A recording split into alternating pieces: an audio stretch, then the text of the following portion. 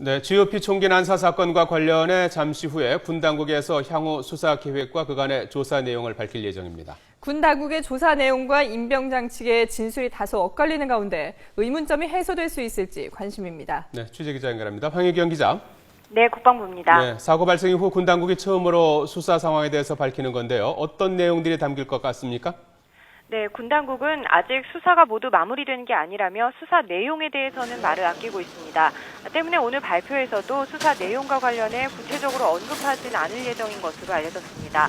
앞서 육군에서는 오늘 이번 사건과 관련해 향후 조치 계획과 그간의 경위에 대해 설명할 예정이라고 밝혔는데요. 총기 난사 사건을 일으킨 임모 병장에 대한 1차 진술 조사가 어느 정도 마무리된 만큼 향후 구속영장 청구 시점과 기소 계획 등이 담길 전망입니다. 또 사건 당시의 현장 상황이라든지 부상 장병들의 상태, 또 부대원들에 대한 조치 등에 대해서도 언급이 있을 것으로 보입니다. 하지만 수사 내용과 관련해서는 얼마만큼 윤곽이 드러날지는 미지수인데요. 다만 임병장이 동료 장병들을 향해 조준 사격을 했는지 여부, 또 도주 과정에서 군 수색팀과 교전이 있었는지 여부 등과 관련해 현재 임병장 측과 군 당국의 발표 사이에 엇갈리는 부분이 있는 만큼 이에 대한 설명 내지는 해명이 있을 것으로 보입니다.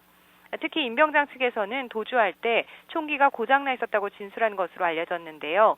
이 같은 주장이 사실이라면 임병장과의 교전에서 육군 장교 한 명이 팔에 관통상을 입었다는 군 당국의 발표와 배치되기 때문에 이에 대한 조사 결과에 관심이 집중될 것으로 보입니다. 이렇게 임병장은 물론 동료 장병 등에 대한 1차 조사를 어느 정도 마친 군 당국은 구체적인 범행 동기가 드러날 수 있을지 관심입니다. 지금까지 국방부에서 YTN 황혜경입니다.